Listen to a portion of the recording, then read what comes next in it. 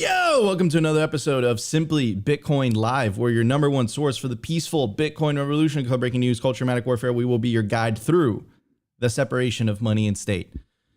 Boy, oh boy. Tucker Carlson, the second most popular broadcaster, was the second most popular broadcaster behind Joe Rogan, was let go from Fox News yesterday. There's a lot of, feelings as to why that was. If you put all the hot button political issues aside, which we're a Bitcoin channel, so, you guys know how we feel about fiat politics. It's not red versus blue. It's not left versus right. It is orange versus green. And Tucker was definitely on side orange. He's highlighted very predominant Bitcoiners like Marty, Max Keiser, Michael Saylor, and Nayib Bukele, and they've all been on Tucker Carlson, either Tucker Carlson today or Tucker Carlson tonight. And the reality is that Tucker Carlson was one of the only people in legacy corporate media that was really going against the official party line, the official narrative. And the thing is, if you have someone with that big of a platform that has that much reach, it starts to become dangerous, right? And I believe, that's one of the reasons that, he either quit because he was frustrated that he couldn't cover certain topics, or they fired him outright. And again, I know a lot of people are going to be like, oh, and they're going to jump on certain political things that Tucker covered today. And the thing is, we're a Bitcoin channel. So we're going to stick to, what Tucker highlighted in the Bitcoin world. And look, the reality is, we say at the very, very beginning of the show, the Bitcoin is going to allow, because it's fully decentralized, the true separation of money and state. And the reality is that government have been able to capture a lot of the legacy media institutions and have been using them to propel certain narratives to the public, right? We covered the New York Times and how the New York Times, in my opinion, is more concerned about selling you a narrative rather than actually being journalists. They sold the American public on weapons of mass destruction in 2003. We know after the fact that came from the intelligence community. So a lot of these, corporate media organizations, I don't think that they're news organizations. I think that they're propagandists, right? And I think Tucker was really going against the grain, and I think that's why they let him go.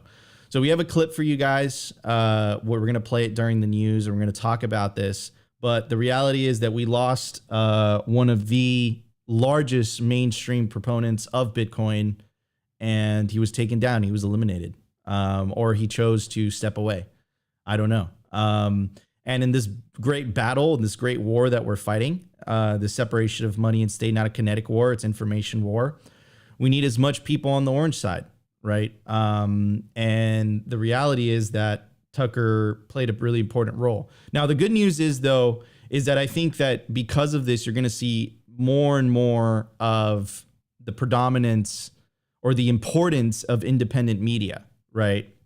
So I think people like Joe Rogan, and it's not a coincidence, he is the most popular broadcaster in the world right now, 11.5 million average downloads per episode. And people like Tim Pool are saying the quiet part out loud. They're questioning what is money, and they're mentioning Bitcoin more and more and more. And I think all roads lead to Bitcoin. So as much as the government or, these powerful institutions are able to control the narrative by capturing a handful of these institutions and corrupting them, I don't think they'll be able to do that with independent content creators, because there's way too many of us, right? It's the decentralization of information. We've said this many times. It's not only the disintermediation of information, which is what the internet started, but we're also living through the disintermediation of money as well. And I think the people that have the most to lose with either of those things being disintermediated are going to fight like hell in order to keep those mechanisms of control. And all that being said, this isn't just simply Bitcoin saying this. This is only just Nico saying this. We have presidents of countries saying this at this point. We have clips of Tucker saying this at this point, right? So we're going to cover all that during the news. But before we start the show, I want to bring up my legendary co-host, always optimistic. How you doing, Opti? I'm doing good, laughing at some of the comments in here. Let's go, guys. But man, Nico, I think, we talked about this yesterday in Spaces, and you and I talked about this off air yesterday before we started and we heard this news. And it really highlights the importance of fighting fire with fire and spreading the truth, guys. Like, I don't call it a $1 trillion psyop campaign for no reason against the truth, because it's becoming very obvious that they want to silence the truth. We know this is the blueprint. We've seen this happen in the past before. And now it is just becoming accelerated. It's going exponential. And, this is why we bring the memes up on the show. Like, it is an information war, guys, and pushing signal through the noise is the most important thing that we can be doing, whether, it's us on our platform, whether it's just talking to your friends and family about what's going on, whether it's being looked at as like the crazy Bitcoiner. I think it's important that we all double down and realize what the stakes are right now. And, what's the saying? The first casualty of war is the truth. And here we are, man. Say what you want about Tucker, but he was doing good work. He's probably like the last real journalist on mainstream media. And now he's gone. So, hey, it's just very important for everyone to realize what is actually happening in real time, because we're not just seeing things, guys. This is this historical precedent here. Most importantly, right? Because that's an opinion, right? That's an opinion where it's like he's the last real journalist on corporate media. I would say he was the only predominant journalist on corporate media that was advocating for Bitcoin publicly, right? And that's really the angle, and that's really why we're going to highlight that today. Anyways, also I want to welcome our very special guest, Brian DeMint from the Orange Pill app. How you doing, Brian? Doing good, man. Very special. Thank you. I appreciate it, man. Thanks for having me back. My favorite comment was, "Oh, dang, it's Brian, not Tucker Carlson." So sorry, I'm not Tucker Carlson, but we got, I think it'll be a fun show. We got lots of exciting stuff happening in OPA that I can't wait to dig into. And it applies to this Tucker, like all this stuff is symbiotic. It all ties in together. Yes. And that's what's beautiful. Yeah, 100%. This is all interconnected. And the lens that you guys should see it from is not red versus blue, not left versus right, green versus orange party. Green versus orange party. And when we say green party, we mean state money. We mean central bank digital currencies. And when we say orange party, we mean Bitcoin, right? And that is really the fight here. It's not left and right. So don't get stuck in that dichotomy. I know a lot of people are focusing on that. They get distracted by the culture war, but it is just that. It is a distraction. Really focus on what is happening and what we're living through. And what we're living through is the separation of money and state. Also, shout out to Gus. Happy birthday, brother. Anyways, everybody, let's get to the numbers. Let's do this. The Bitcoin numbers. Brought to you by Nodl. At this point, you should be running your own Bitcoin node. If you don't use your own Bitcoin node, you're trusting someone else's. Run your own version of Bitcoin Core, the Lightning Network, Whirlpool, and Dojo, all from the comfort of your own home. And if you're a digital nomad, you have absolutely no excuse, because now you can run a Nodl through a virtual private server. Visit nodl.eu today. Guys, I also want to tell you about the biggest Bitcoin conference on the face of the earth, Bitcoin 2023. It's coming up, Miami Beach, Florida, May 18th through the 20th. It's in less than a month. Get your tickets quickly before the price goes up, and you could use the promo code SIMPLY to get a 10% discount on your Bitcoin 2023 tickets.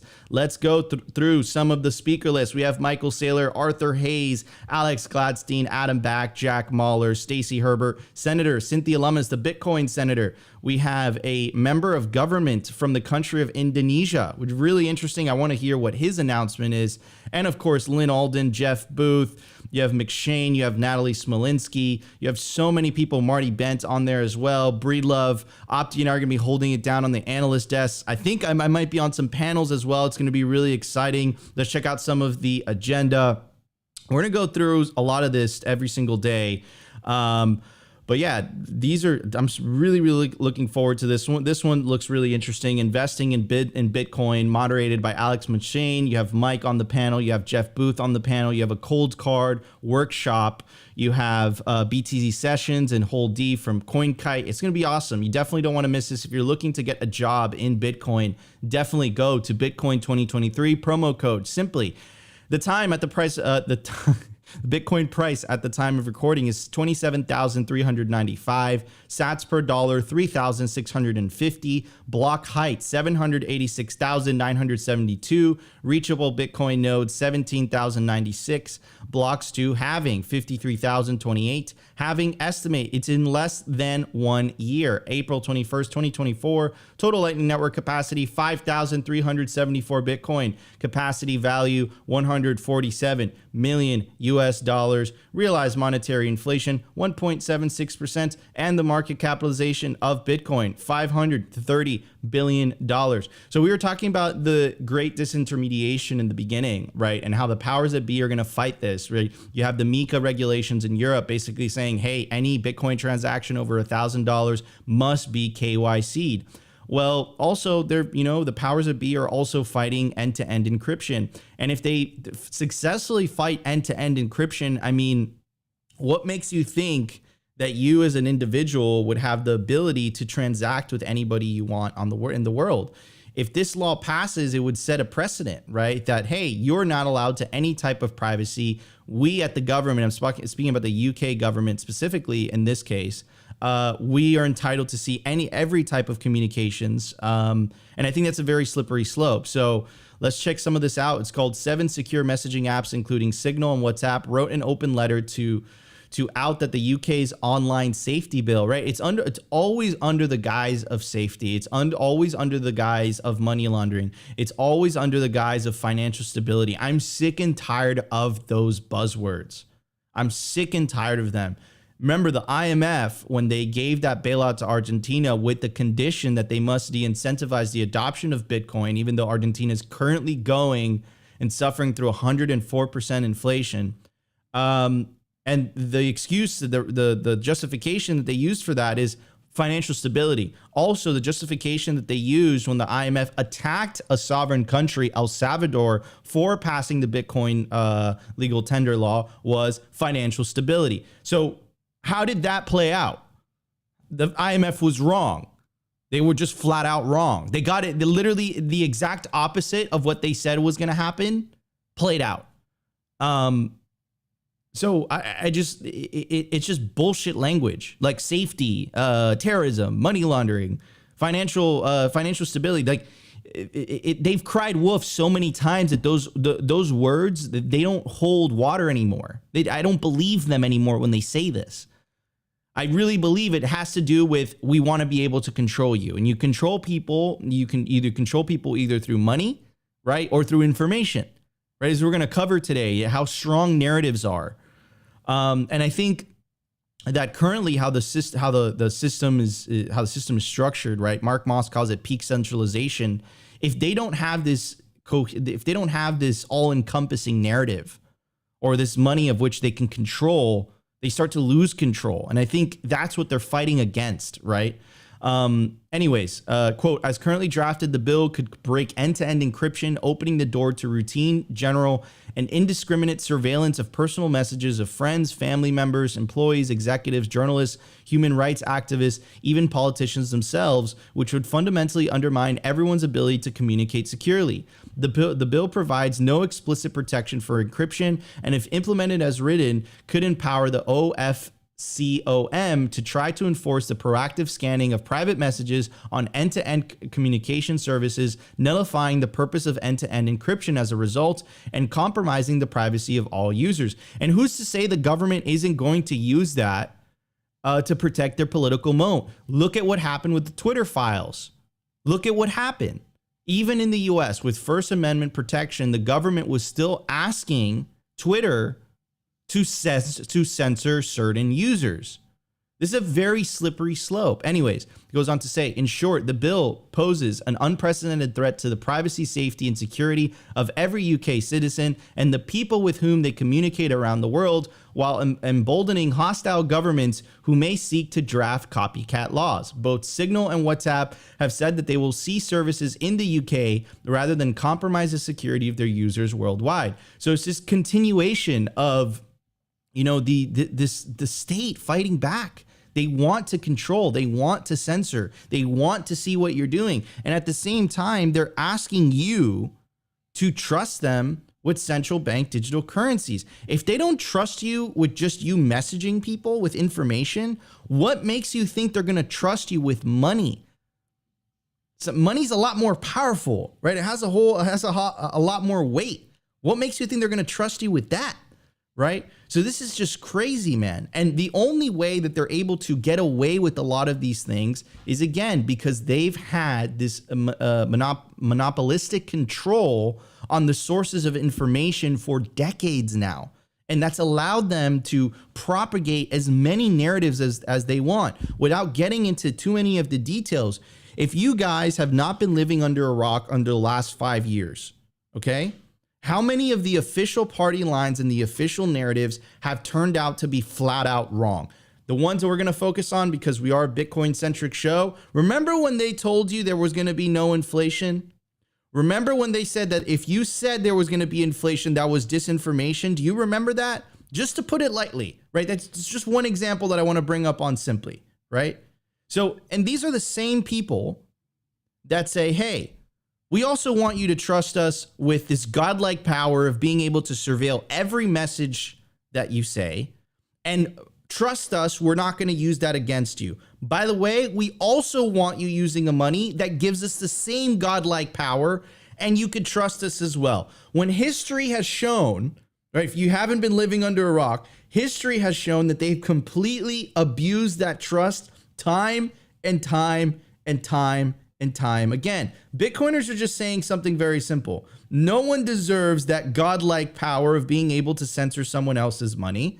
No one deserves the godlike power of being able to create money for free that another human being has to work for. We're advocating for a more equal and equitable system. We're advocating for a level playing field. And what they're advocating for is a system of privilege.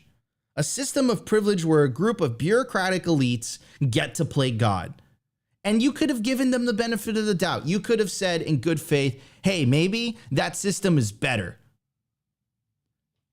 Look at the last 5 years. That fucking system sucks. If you're under the age of 35, you can't afford anything. All the money printing has made asset prices go through the roof. It has made just being able to afford a home for the average, millennial in the United States, not even mentioning Zoomers here. It's unaffordable for us. They've stolen our time with the money printing. And now when we're trying to seek alternative sources of information and alternative sources of money,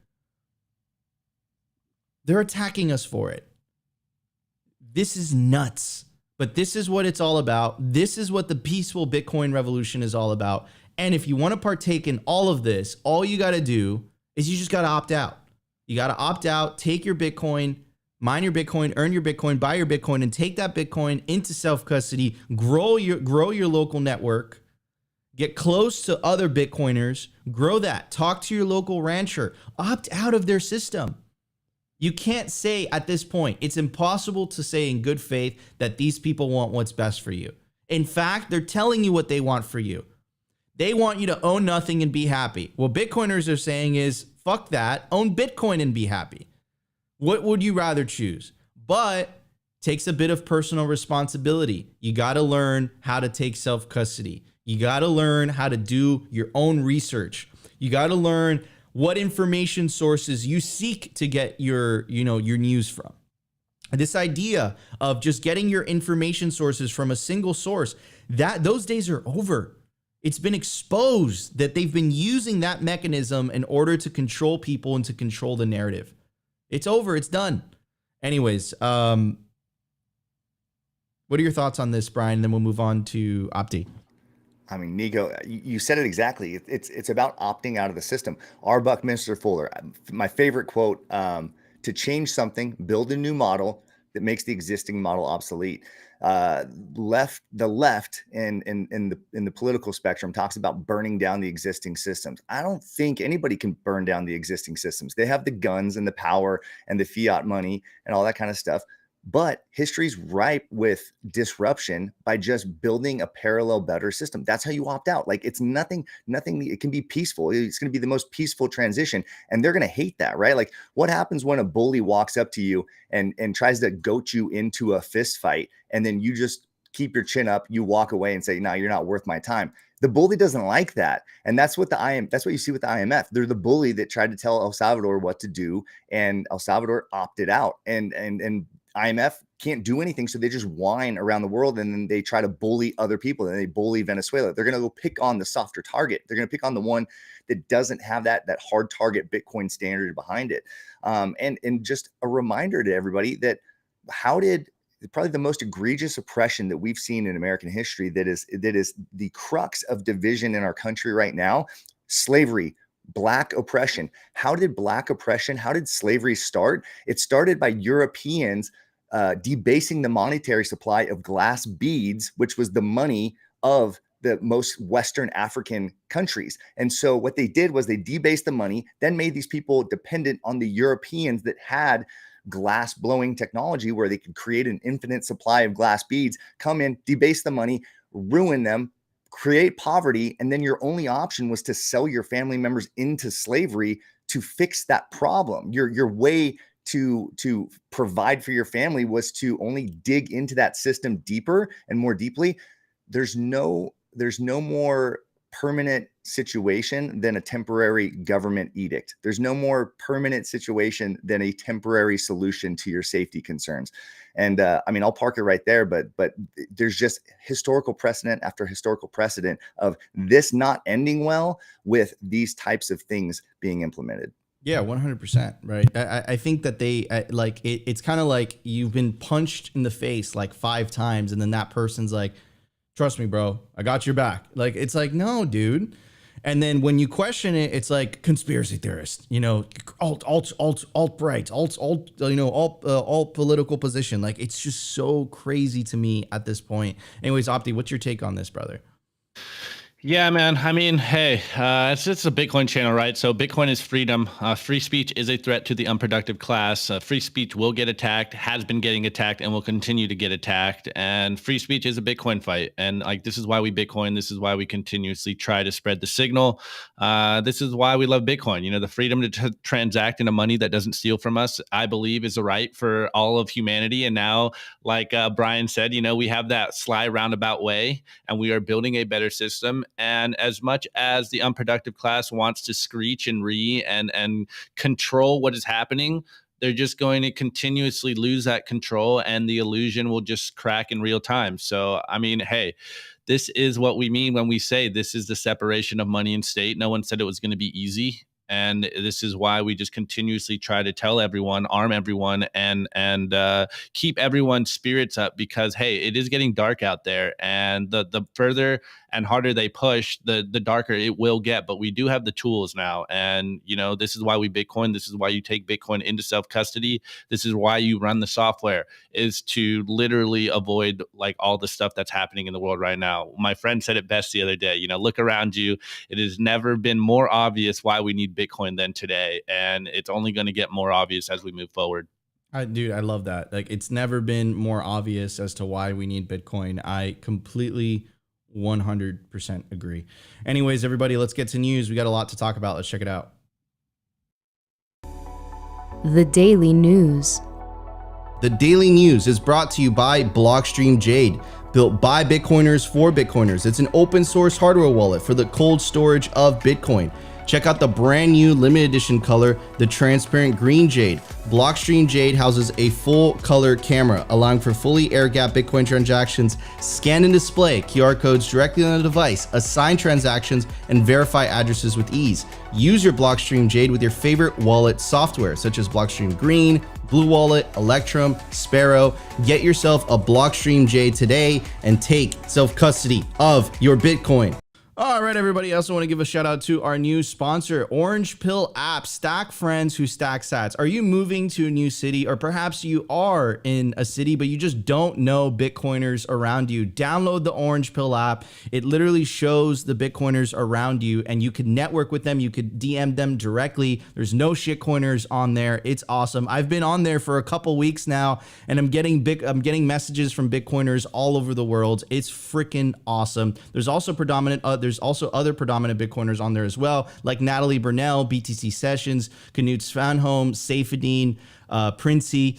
And anyways, you can create a Bitcoin-only event. You could find a Bitcoin-only event near you or search by location and date. Are you going to Miami? Are you sure? Are you sure your day will be? I'm sure your day will be full of amazing speakers and talks, but what are you doing at night? There's nothing worse than being in a city full of Bitcoiners, but you're in your hotel room watching TV. Hop on the Orange Pill app events page and find all the plebs events on the fly. Download the Orange Pill app today, and you can also send me a message. I'm on there as well. Anyways, I want to talk about what happened yesterday. Really made shockwaves all around the world.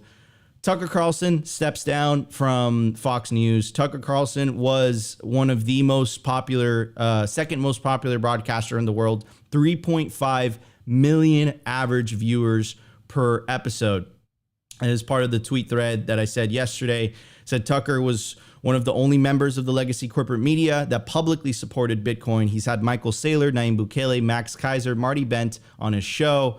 So Tucker was really one of the only people on the legacy corporate media that was highlighting Bitcoiners. Therefore, while highlighting them, he was also, basically spreading the Bitcoin ethos. And he's also said on TV, which we've played you on the show, we've played you a clip of that where he said, I like Bitcoin. And I think, for the powers that be, forget about the left and right, but for the party of green, I think that's a threat. And this is actually a tweet thread that I did a while ago, almost 2 weeks ago. And the case that I was making was, we are witnessing the complete collapse of the corporate media's legitimacy. Without their previous monopoly on mass distribution, they have to compete with the general public on equal footing. And that's a big problem for them, right? We all remember the BBC interview with Elon, where the guy was like, ever since you took over the Twitter platform, there's been a rise of hate speech. And then he's like, could you give me an example? And the guy wasn't able to do it, right? But you have to understand how these media organizations have been running for decades now. They've never had to argue back. But since the advent of social media, since the advent of like YouTube and whatever, it gives the average everyday person the ability to communicate with other individuals directly without going through an intermediary, right? And I think that these legacy institutions, these legacy media institutions don't know how to deal with this. We all remember the New York Times when they released their propaganda hit piece attacking Bitcoin mining. And then when Riot, Pierre Richard absolutely slayed them in a video, basically proving that, hey, Bitcoin miners don't emit any carbon emissions. They tried to fact check it with the community note feature on YouTube, on Twitter, but the Bitcoiners fought back. This is why it's so important. Every tweet that you like, every meme that you create, it plays a role here. This is narrative trench warfare on the battlegrounds of the internet, right? So we got that community note removed. Right here is when NPR and also the Canadian Broadcasting Service as well was basically complaining that Elon Musk was basically labeling these organizations as government funded. It's like, why were they so against the people knowing that they're government funded, even though they're government funded, right? And again, this all goes back to the point that I was making the very, very beginning of the show in the opening monologue, right? We are witnessing the great disintermediation of information and all these sources that have been used by the powers that be to control the narrative. It's just slipping through their fingers. And of course, they're trying to fight back. They're trying to call for more censorship, more control, and end-to-end encryption. They want to see everything and anything. Anyways, so we have Max Keiser saying the state's propaganda outlets are quitting social media. And here's a tweet by Elon Musk from 2 days ago. Twitter, this is before they fired Tucker, by the way. Twitter is a serious danger to their ability to control the narrative. right? Here's Robert F. Kennedy Jr. He is, we covered him, I think, on last week's episode. He is related to JFK, and he is running for president on the Democratic side, which is why we always say this isn't a left or right, Democrat or Republican issue. This is a orange versus green. He is a huge proponent for Bitcoin, and he's anti-CBDC. Anyway, so Robert F. Kennedy says Fox fires Tucker Carlson 5 days after he crossed the red line by acknowledging that the TV networks pushed a deadly and ineffective, I'm not going to mention that, but let's say a deadly and ineffective narrative. Carlson's breathtaking, courageous April 19th monologue broke TV's biggest rules. And I actually have a clip for you guys, which is really interesting. You have AOC basically calling for the government to censor Tucker Carlson, which is crazy, especially living in the US where speech is literally protected under the First Amendment. So she came out with this video on Friday, and then Tucker was let go on Monday. That's a hell of a coincidence time-wise. Anyways, I have the clip, and then I also put a bunch of other clips as well. Michael Saylor talking, Nayib Bukele talking, and then the last clip by Tucker Carlson where he says the quiet part out loud. It's not coming from Simply Bitcoin. We're not saying these things. It's coming from the horse's mouth itself. Anyways, let's play the clip, and then we'll talk about it. Federal regulation in terms of what's allowed on air and what isn't. And when you look at what Tucker Carlson and some of these other folks on Fox do, it is very, very clearly incitement of violence. Very clearly incitement of violence. And that is the line that I think we have to be willing to contend with. But part of it staying safe, it's come out in public and say the things. Yes. It's, it's harder. I mean, they have done it before with a lot more important people, so they can do it, of course. But they have many enemies, not one. They have a lot of people calling these things out. They have been censoring all of these people because it's easier to censor than just go and eliminate every person saying bad things about them. It's too hard. They cannot. So a part of staying safe, I think, is going public, being transparent, and being say the things that and you want to say, and that you think that they must be said.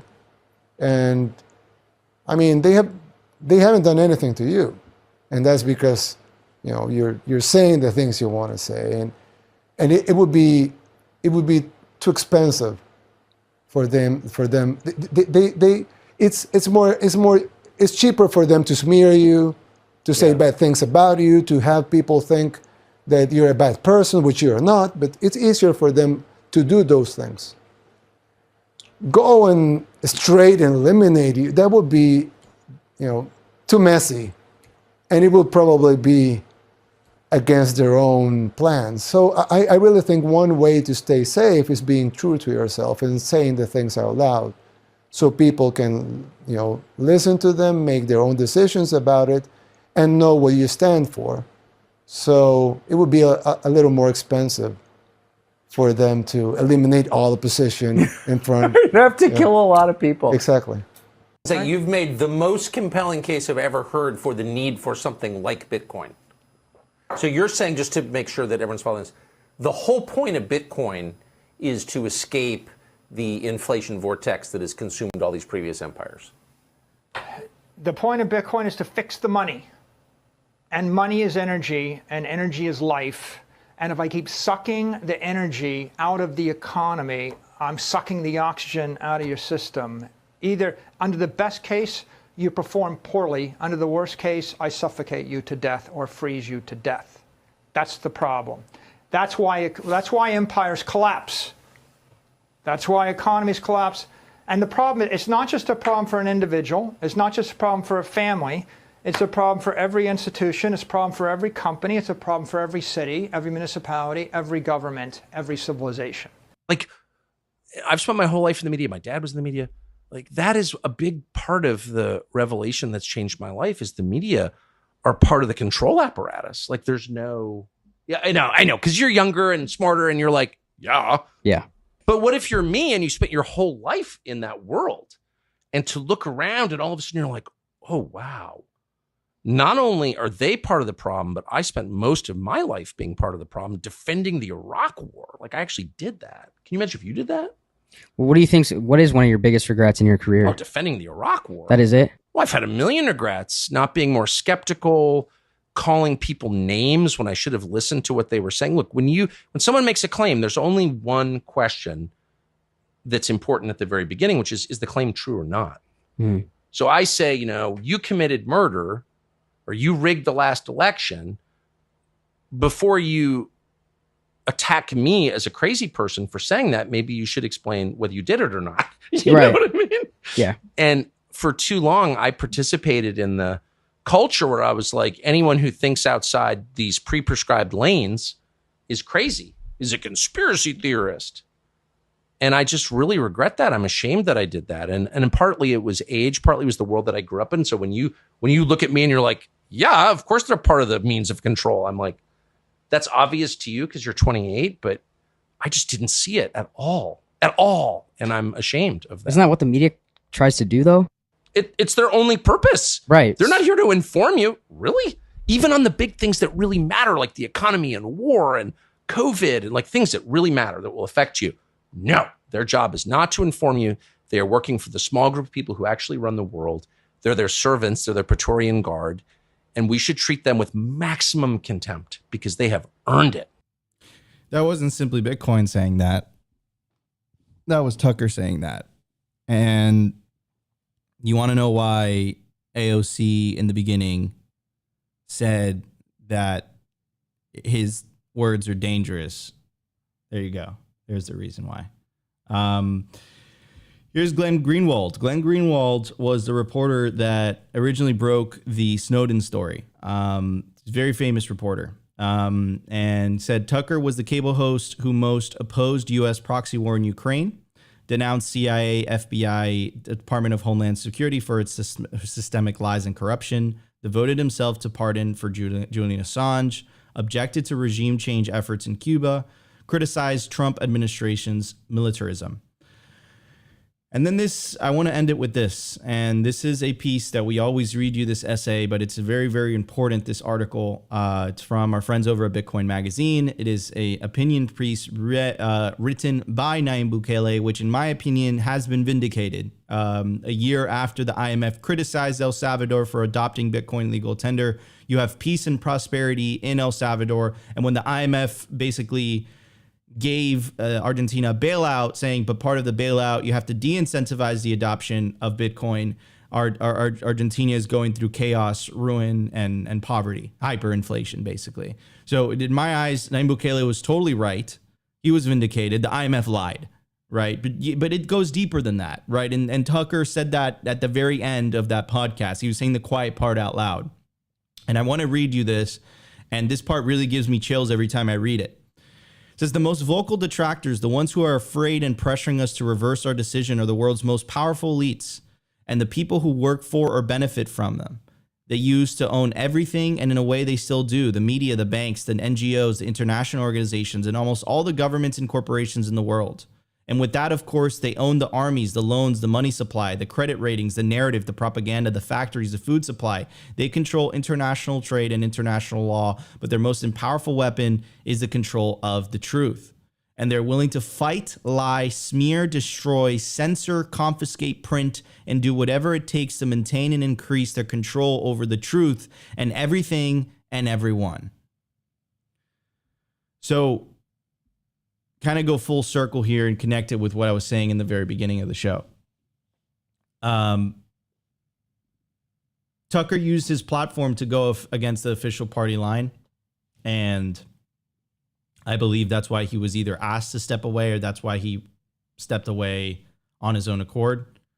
And he was, like I said, he was the only member of the legacy corporate media to be advocating for Bitcoin. And, you know, at the end of the day, whether you put all the political issues aside and whatever, I said it at Bitcoin 2021, right? If you're against Bitcoin, you're against freedom, right? And I think that, you know, at this point, Tucker advocating for Bitcoin is a threat to the enemies of freedom, to the proponents of central bank digital currencies, to the proponents of censorship, and all the buzzwords that they use in order to achieve that goal: safety, money laundering, terrorism, financial stability.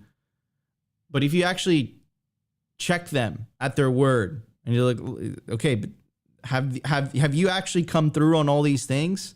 No, they've utterly failed. Right? So I think it's time to try an alternative. And I think that alternative is Bitcoin. And I think the rest of the world hasn't woken up to that. But, you know, I think we always say this, all roads lead to Bitcoin because Bitcoin has the best incentives. But anyways, you won't benefit from any of this if you don't take Bitcoin into self-custody. And if you do take Bitcoin into self-custody, you want to put your backup seed phrase on steel. You don't want to put it on paper. It's easy to use, hard to destroy. The BitPlates Domino are designed to preserve Bitcoin wallet backup seed words and passphrases made from highly corrosion resistant 316 marine grade stainless steel, offering the ultimate protection against extremes of temperature. You can use the promo code SIMPLY to get 10% off any bitplates.com products. Anyways, I want to bring up both my co-host and our guest today. It's pretty deep topic today, pretty harsh topic, but that clip, man, had a lot of truths in it. You know, whether it's Michael Saylor saying the quiet part out loud. I think Michael Saylor was being a little political when he responded to Tucker. What Tucker said. So Bitcoin is the escape to the inflation vortex, right? And then Tucker was like, yeah, but he couldn't answer it outright. And it's interesting. And I really believe, look, the reality is that governments get a tremendous amount of power from being able to issue money, from being able to print money, right? And what the consequences of printing money, of creating money out of thin air, is that it devalues everyone else's money. It causes inflation. So again, it's a very, very dangerous idea if the common, average, everyday person finds out that not only does their money not have to lose purchasing power over time, there's an alternative that actually increases in purchasing power over time. And that is a very, very dangerous idea to get into the mind of the average everyday person, because once they find that out, they start asking a very important question. What is money in the first place? And why are we being forced to use money that steals from us? And I think Tucker asking those questions was a thorn in the enemies of freedom. And I think that was, at least from the Bitcoin side, put the politics aside, guys, you know the deal. I think that was one of the reasons that, he was either asked to step away or he stepped away voluntarily. Anyways, Brian, what are your thoughts on this? Am I seeing things that are not there, bro? I hate covering these types of topics, bro, because the legacy corporate media has done such a great job at just labeling them, putting certain labels on them. And as soon as it's labeled with something, it's taboo to even cover them without being labeled a conspiracy theorist or being labeled a crazy person. But I mean, look, at what point can you say the things that are obvious in front of your eyes are not there? Right? Like, at what point can we start having these conversations, right? The reality is you can verify it. Don't trust us. The IMF lied. They lied about El Salvador. They lied about Argentina. And there are real life consequences to individuals living in those countries because of those lies. Anyways, Brian, what are your thoughts, bro? Yeah, man. I mean, you hit the nail on the head. In propaganda, they call it the narrative high ground. So if you're the establishment and you have the high ground and you have the clout, then if you can define something first, which the best thing to do is call it conspiracy theory or to call it dangerous, then you've achieved the propaganda or the narrative high ground. Joseph Goebbels, the chief propagandist in the Nazi regime, he said, if you repeat a lie often enough and with enough conviction, then it becomes the truth, at least the truth to the people. And so that's essentially what you're seeing playing out. And it's like frustrating that people don't see that is exactly what we're so quick to. What's our first reference when somebody talks about an egregious, a tyrannical government? And this is left and right, any side of the aisle. We always say Nazis, right? We say Nazis for the bad standard because we all understand how bad that was. But how do people not see the tools, the tactics that they used in propaganda? It's playing out to a T. They should like be sued for copyright infringement, because this is exactly what they did in every decade, in every generation before this. And now I think as Bitcoiners, it's important that when we see a Nayib Bukele, when we see a Tucker Carlson, so a media personality and a politician, we should question them. Are they like, why is he saying this? And I think Bitcoiners said, I'm seeing it in the chat here. I'm seeing it on the YouTube comments. I mean, people are saying, oh, we shouldn't trust Tucker Carlson. We shouldn't trust Nayib Bukele. That's great. You shouldn't. And I hope that people watching this show understand that Nico and Opti come from a position of, when we're talking about Tucker Carlson, this being a positive thing, like we've all gone through the questioning of what are his motives. And so I hope that people understand by the time we get to talking about it now, we've already gone through the questioning of what's this guy's motives. That's the beautiful thing about Bitcoin. When you have aligned incentives, you kind of don't need to go down that rabbit hole too much, because if they're promoting Bitcoin, it's like asking, oh, what are that Bitcoin miner's motives? I bet he's just trying to get rich. Yeah, perfect. I want the Bitcoin miner to get rich because he secures my Bitcoin more. I want the biggest voice in media to talk about Bitcoin. I don't care what his motives are, because he's making Bitcoin bigger and better. And the bigger and better it becomes, the more secure it is, the more usable it becomes. And so ultimately in Bitcoin, it doesn't matter what somebody's motives are if they're working in a Bitcoin direction, if they're working on the Bitcoin arc.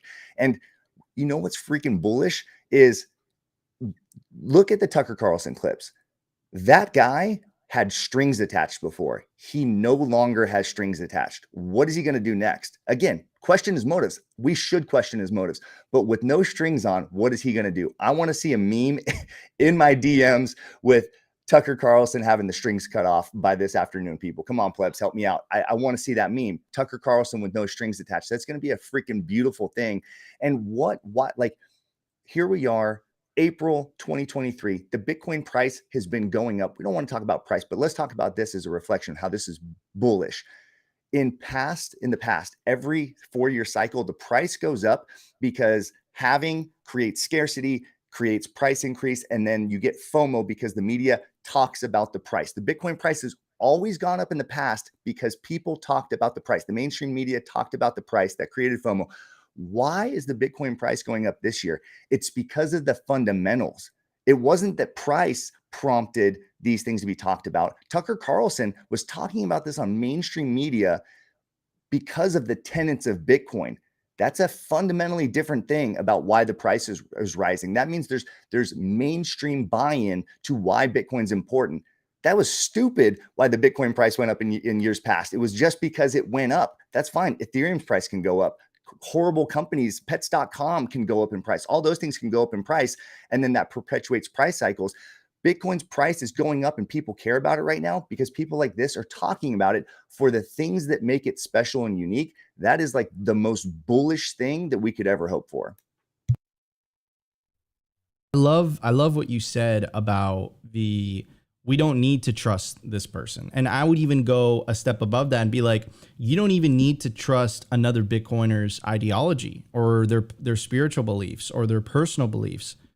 You have a common denominator. That common denominator is Bitcoin. Therefore, your incentives are aligned, and it actually allows you to operate with a lot of people that you might fundamentally disagree with because you agree on one thing, and that one thing is Bitcoin, right? And if you compare and contrast that with the system that we have now, which is disaligned, it's unaligned incentives, right? So, and I talk about this all the time when people talk about democracy and they bash democracy.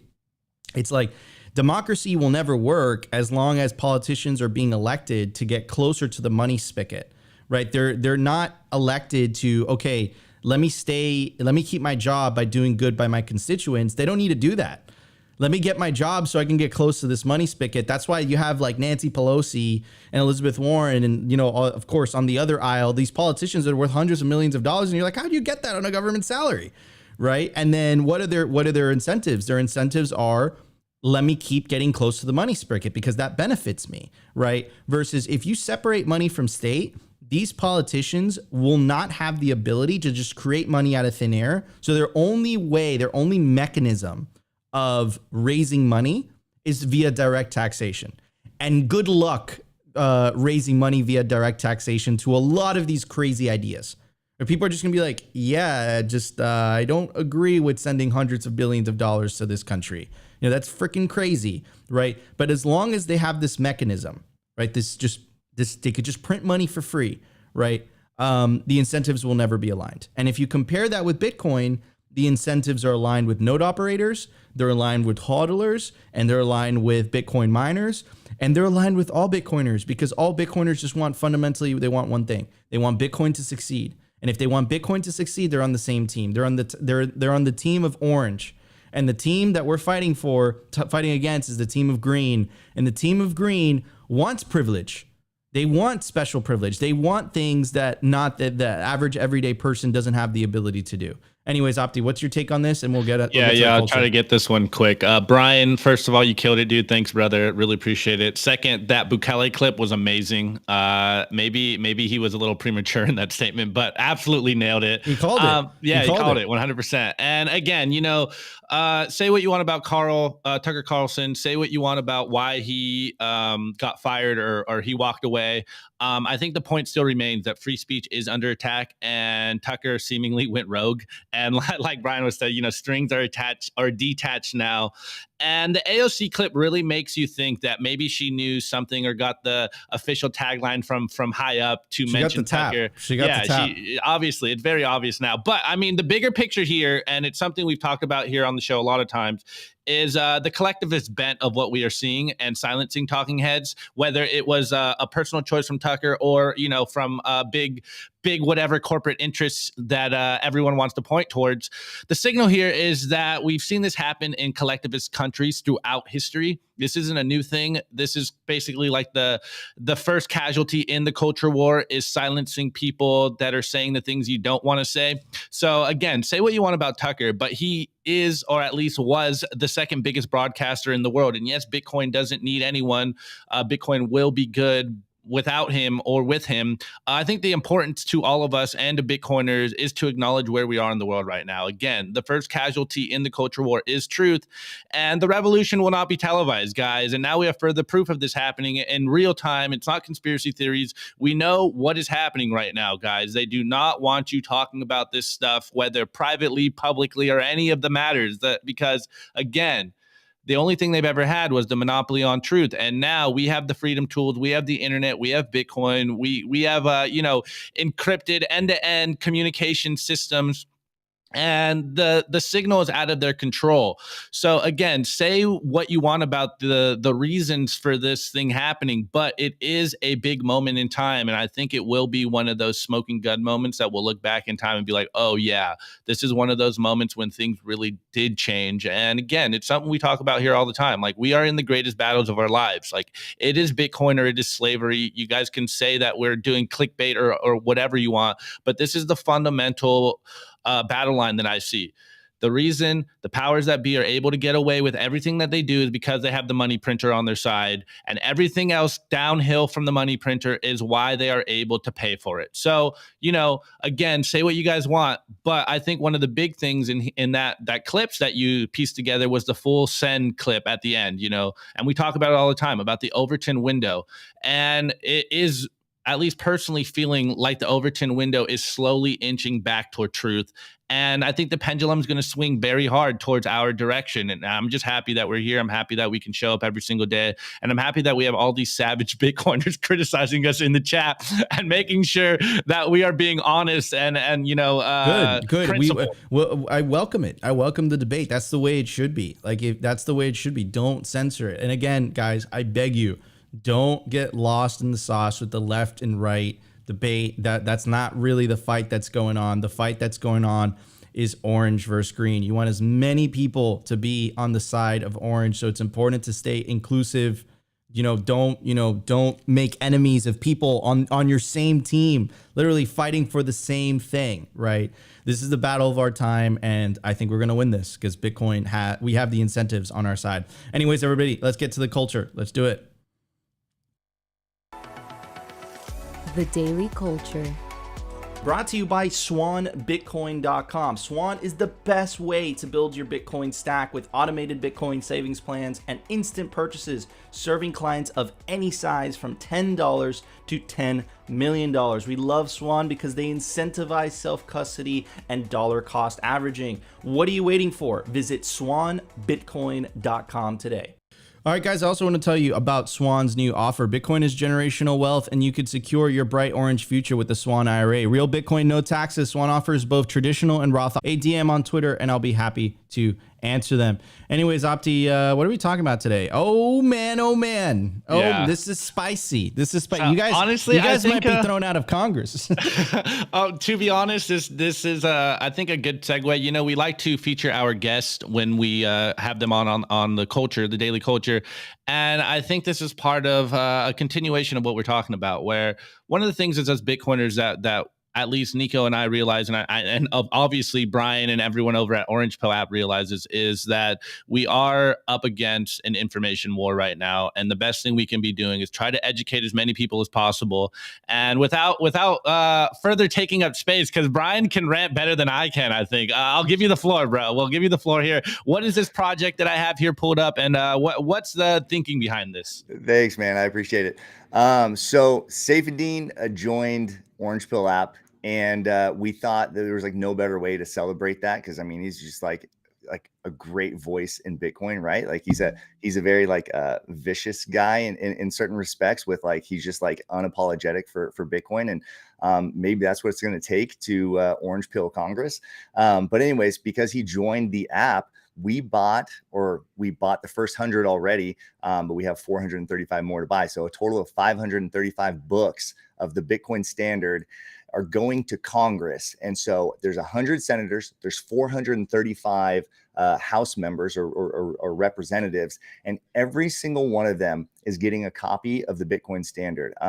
When we put this out, we just thought like, we're going to fund this, and this is going to be like, we're going to bite the bullet on this cost. Well, freaking awesome.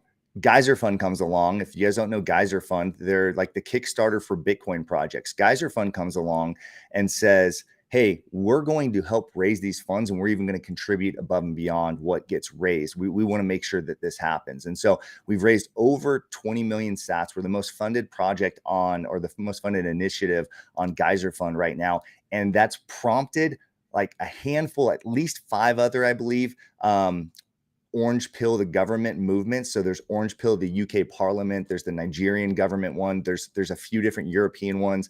I don't know if there's an Asian one yet, but there's a handful of other governments that are all going to be getting copies of the Bitcoin Standard, or in some cases they might be doing layered money. And so that's up to the individual, organizer of that. But it's not just something where we're mailing these copies to their office for them to be put on a bookshelf or thrown in a trash can. We are actually going to the step. We're not just going to the steps of Congress. We're going into the Capitol, and we've even gotten a room. Dennis Porter's come along and partnered with us. He's the liaison. If you guys don't know who Dennis Porter is, he's like a full-time lobbyist essentially for Bitcoin, and he has contacts and relationships inside of the Capitol with these senators, with their staffers. We have a room reserved for that day where we're going to have food, we're going to have all the books. These politicians, their staffers can come by, pick them up. We're also going to walk the halls and go door to door and just like cold knock on these office doors and orange pill these guys. And I think the skeptic, again, we're going to bring it back to the skeptic. I think the skeptic's going to say, and this is like one of my favorite lines, and it's totally true. People say, they don't even read the bills that they pass. What makes you think that they're going to read the Bitcoin Standard? And that's a very valid point. There's going to be some that don't read it, and there's going to be some that do. But by us going there, June 22nd, we're going to be in the Capitol, and any plebs that want to join us, we would love to have you guys come with us. And I've also heard other people say, you're really going to walk around the inside of the Capitol. It doesn't matter if they invite you or not, you could still get in trouble. So we have permission to be inside of the Capitol. And we're going to be, shaking these people's hands, but just in the same way that you shake a rancher's hand to make that connection, we're going to be shaking these people's hands, and we have a plan of action. We're not just giving them the book, but we're going to talk about how Bitcoin aligns with the incentives of a politician. What does a politician want at the end of the day? They want to be reelected, right? That's why they're in office. They're providing a job for themselves. They're providing influence. And let's talk to those people about the Bitcoin vote. And let's talk about how there's this growing demographic of hardcore Bitcoiners that will maybe not always be one issue voters, but they will very much gravitate towards Bitcoin politicians. Like Nico said, no matter what side of the aisle you're on. I'm a libertarian. I could see myself voting for a pro Bitcoin Democrat, even if there's some other problems that I see with their, with the initiatives that they push for. So we're going to be able to walk up to these people and say, okay, we have on Orange Pill app, you can go back to your jurisdiction. You represent a local area, and you can find all the Bitcoiners that are in your jurisdiction, and you can reach out to those people and talk to them, and you can solicit their vote, ask them for, how can I represent you in Congress? And you have a built-in passionate demographic right there through the app. So that's one, a voter base is one of the most important things that we can go up to these people. And we can say, you have a resource with Orange Pill app of a way to contact this demographic. And two, you have companies or entities like Keiser Fund. These campaigns are always seeking money. They need money for their reelection. We have an app for that. We have a solution for that. Keiser Fund is a great option for you to go and raise campaign financing to get your next election. So you want to get on the Bitcoin standard, and you have your own incentives, you have your own things that you want to do, but on the Bitcoin standard, your own self-interest benefits everybody else on the network. The politician that's getting re-elected on a Bitcoin vote is also, I don't care what his heart's telling him, at the end of the day, he's promoting Bitcoin. He's making Bitcoin better and stronger. And so we're not out there to necessarily orange pill every single member of Congress. I think that would be kind of silly to think that we're going to orange pill 535 people, but we're there to plant seeds and just open relationships with these people so that they understand that Bitcoiners aren't just a bunch of shadowy super coders, but they understand that we're a voter base. We have money, we have finances, we have passion, and we will get out there and work and vote on the things that we care about, chiefly being the Bitcoin standard. 100%. Wow. You kind of said it there. We can't really expect everyone to read the book, but hey, all it really takes is what, 4%, guys. Like we don't need to get everyone on the Bitcoin standard overnight. We just need, like you said, to plant the ideas, get them at least thinking about it, because hey, it only takes 4% of the population to really change things. So 4% of Congress is all we need to read these books, and things will fundamentally change. Like I don't want to say overnight, but it'll happen a lot quicker than we think. And kudos to you guys, and actually not LARPing on your guys' idea of building out the social layer of Bitcoin, bro. Like, kudos to you. Thank you, man. I appreciate it. And I think that's again, Orange Pill app, we're building that social layer, and the political can tap into that as much as it wants. Like, everybody's welcome to come and go. And so I think Bitcoiners are sometimes resistant to, we don't want politicians. It's like, no, there's going to be politicians that use Bitcoin. There's going to be ultra wealthy. There's going to be warmongers that use Bitcoin. The people that you hate the most also have permission to use Bitcoin. But guess what? It makes everybody's life a little bit better, even when those people adopt a Bitcoin standard. Amen to that. 100%. Anyways, everybody, let's get to the meme review. No more delay. Let's hit it. The Daily Meme Review. Brought to you by Kaboom Racks. I get this question all the time. Nico, where should I buy Bitcoin miners? The answer is Kaboom Racks. It's the best place to buy Bitcoin miners. That's where you're going to find the best deals and the best prices. Start your mining utopia today. To check out their racks, you got to go to t.me/Kaboom Racks. Join their Telegram group and start your mining journey today. Kaboom Racks. Kaboom Racks. All right, everybody. You dealt with us the entire show just for this moment. Honestly, Nico. This moment. Just for the meme review. You dealt with the news. You dealt with the culture. This is your reward. Now memes. Not gonna lie, I thought we were running long, and I'm like, oh, dude, we're not gonna get to the meme review, and we're gonna really get a lot of tomatoes today. Okay, anyways, this is the meme review, guys. Your favorite portion of the show where you tag us in memes. Send us the memes in Telegram. You can tag us on Twitter. People be sending them in my DMs. I will get to the memes. There's a lot of memes, guys, but I'll get to them. As we're covering here, guys. You're gonna be so inundated. I don't know what you're gonna do. I don't know what you're gonna do during the bull market. Tweets are the bullets, memes are the artillery. If it's not obvious to you, and it should be obvious to you guys by now, if you watch this show regularly, we are in an information war. And making the memes, getting the calls of actions, spreading the signal to your friends and family is how we fight the bombardment of noise that is out there. And it's about us pushing the signal as much as possible so people wake up, because most people are just buying the corporate press hook, line, and sinker in regards to Bitcoin, in regards to freedom, in regards to freedom of speech. Like, it's really amazing that this is where we are right now, and memes play a powerful part in this whole culture war we are seeing. And anyways, we got Kim Gage. He tagged me in this yesterday. Actually, I didn't even see these. These hashtags are wrong. These are not right. There's only one hashtag that works here, and it's hashtag Bitcoin. Anyways, we got this. I don't even know. What is this? Is this a lemur? We got a lemur drinking a beer and eating some fried foods, and it goes, me hodling Bitcoin while the world quickly goes to shit, and it's just chilling in his living room. Chilling, bro. It's just having a good time. All right, guys. This was a little L on me. I didn't see these hashtags. There's only one hashtag that works there. It's hashtag Bitcoin. Okay, this next one is by the Babylon Bee. I really like this one because I don't think they're the only ones that said this, but I heard a few people say this to me literally verbatim. And the Babylon Bee goes, Fox News fires the only reason people still watch Fox News. And it's a picture of Tucker Carlson. Okay, this next meme is by @Maxie's Club. And it's a Pepe Maxi Bitcoiner on what's this show again? Oh man, I forgot. Jeopardy? Jeopardy? No. Maybe Jeopardy. Yes, Maybe Jeopardy. Yeah, Jeopardy. Yep. Okay. And we got the Bitcoiner, and Wheel it of goes Fortune. Wheel of Fortune. Wheel of Fortune. Yeah, okay. Yeah, Wheel of Fortune. It goes and it goes too easy, and we got on the board over here, and it's basically saying have fun staying poor, but there's only a few letters there, and it's too easy for the Bitcoiner out here because hey, wait.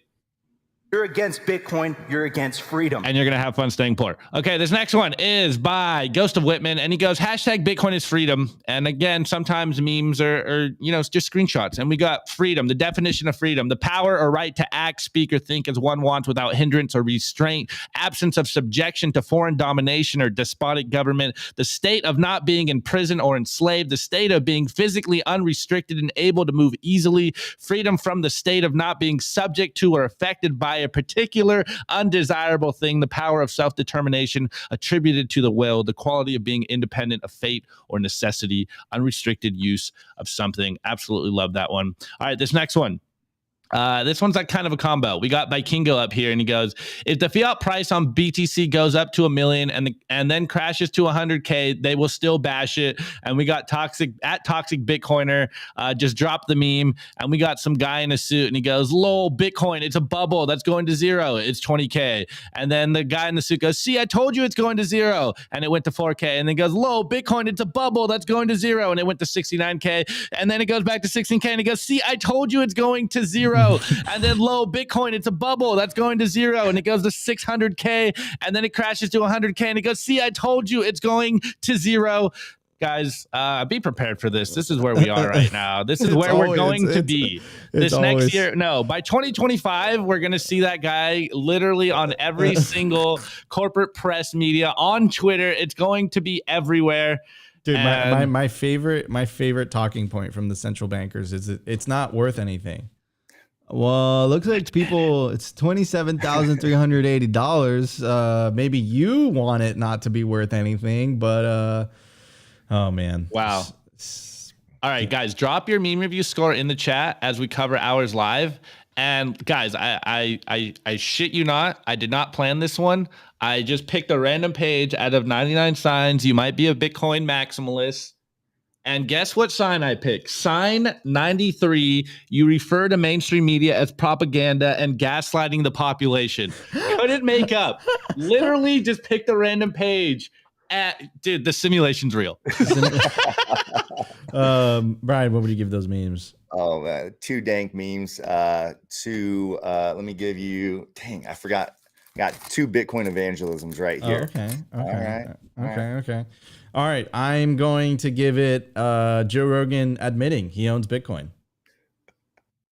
Well, it's not a good place for us, but maybe it's a good place for the universe. Maybe Do you invest in place Bitcoin? For life. Do you invest in Bitcoin? I've got some Bitcoin. Okay. So I think, but that's not what I'm thinking about. I like Joe it. Rogan's. Joe Rogan's got some Bitcoin. Duh, I got some Bitcoin. What do you think? I'm stupid? Anyways, before we move on to read the viewers' meme scores, I want to give a shout out to representltd.com. They make the comfiest merch. Opti and I wear it every single day. I'm wearing the Simply Bitcoin merch. New Simply Bitcoin merch dropping soon. Also, check out all their other stuff. It's super comfy. It's stylish. Representltd.com. Promo code Simply-Bitcoin. Get yourself a 10% discount. Anyways, everybody, let's get to some of the scores. Opti, let's do this. Okay, let's see. Mr. Robot, rate the memes. My green. I can't read that word. What does it say? Iridescent, Blockstream Jade, Bitcoin signing device that I lost in the surfing accident. Very nice. This guy gets it. Mr. Robot gets it. Very nice. But even if you lose your signing device, if you back up your seed on steel, a bit plate, it's marine grade stainless steel. So yeah. Anyways, on to the next one. Opti, read the rest. It's all you. Okay, Bitcoin for Canadians. I give those memes a bunch of senators getting orange pilled, even John Fetterman. Okay. This next one by Lane. Shouts out to Lane. She goes, score. Tucker's podcast. It can't come soon enough. Okay, let's see. Rave Elevator. I give the memes a Steve Uriel heavy episode of Family Matters from the 90s. Okay, references going over my head, but I love it. Okay, Igor, I give those memes a Mr. Bean's thumbs up. Okay, hold on. Nico, I probably can't say this one, but it is kind of on brand. Okay, score. A pair of panties I got from meeting a pleb lady on the Orange Pill app. Ooh. Hashtag maybe it's a dating app. Do you have a response to that? Brian? I mean, it's definitely not a dating app. Like, I mean, yes, people have, met on a, it's not a dating app though. I can't stress this enough. Everything on social media is a dating app, bro. Just lean into it. Twitter is a dating app. Okay, Rand Moore, kinda. Rand Moore says meme scores Simply and Tucker spot on. Could you bet we would cause? Opti and I would be in a gulag. Planet Earth giving the memes a go fuck yourself, time changers and money changers. And last by Max Trotter. And before we run out of time, I give memes my first seed word, potato. Very, very, very nice. Anyways, everybody, thank you so much for joining us on another episode of Simply Bitcoin Live. I want to give a shout out to our guest, Brian DeMint from the Orange Pill app, head of marketing. How you doing, bro? Thank you for joining us. And why don't you tell everybody where they can find you on the interwebs? All right. Just at Orange Pill app on Twitter. Obviously, you can reach out to us through Orange Pill app. If you have somebody that you want to contact, a Bitcoiner, they respond to you on Orange Pill app. You talk to Nico, you talk to Natalie Brunell, they respond because they know that if you're on the app, you're a Bitcoiner. So it's completely different. It cuts out the noise for you. It also cuts out the noise for other plebs. So they're more organic interactions. So shoot me a DM on OPA and we can hang out. Absolutely. Download it today, guys. Thank you so much, everybody, for tuning in to another episode of Simply Bitcoin Live. If you enjoyed the show, smash that like button. If you feel like we provided you value, consider subscribing. But the number one thing you could do to help push the peaceful Bitcoin revolution is share this content. In fact, share all Bitcoin content. Don't be exclusive. Be inclusive. And don't share shitcoin content. That's bad. That's counterproductive. But get the orange signal out there. Love you all. We'll see you tomorrow, 12:15 p.m. Eastern Standard Time. But if you want to hang out, a bit of an after party, we're holding it down. Twitter Spaces with our friends over at swan.com. Best place to build your Bitcoin stack all the way until 2 p.m. Eastern Standard Time. Opti is going to be holding it down. See you guys tomorrow for a brand new episode of Simply Bitcoin Live.